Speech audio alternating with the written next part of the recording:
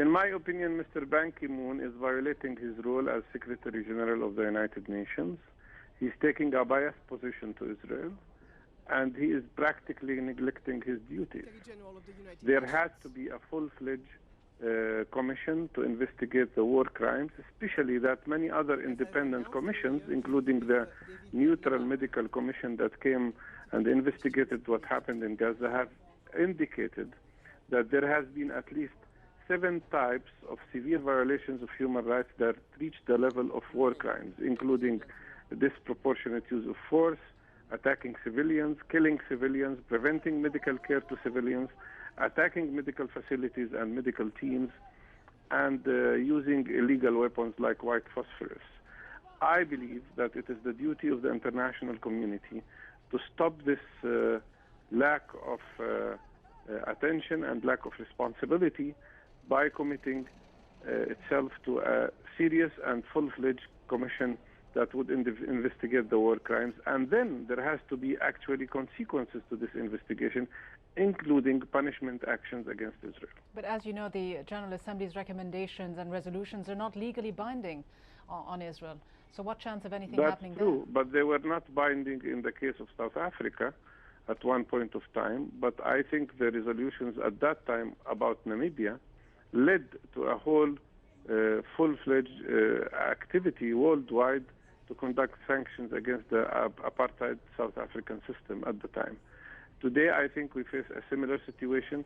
In addition to the war crimes that were conducted in Gaza, there is a resolution by the International Court of Justice that has been neglected by Israel for years about the wall settlements and severe other violations.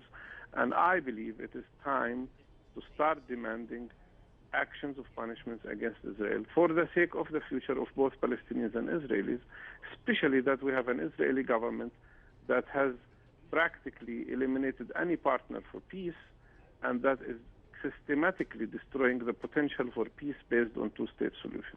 You're looking for punishment and accountability, but how likely are the Palestinians to even get reparation and compensation for the damage that has been incurred? And one of the recommendations of this board has been that the UN should take appropriate action to seek accountability and reparation for all deaths and injuries involving its personnel and property.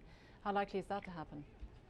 I am not expecting much at the official level, but I can see that there is a whole huge movement worldwide at the level of civil society. There are hundreds of cases now in front of the courts in countries like Britain, Spain, Belgium, and now in Norway, demanding bringing those who are responsible for the war crimes to justice. And I believe we will see a wide movement in this direction. I don't know for how long the gap will remain between the very serious change in public opinion and the positions of official governments.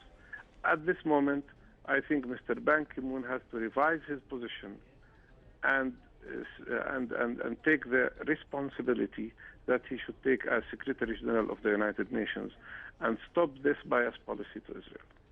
Are you saying he's caved into Israeli pressures? I believe so.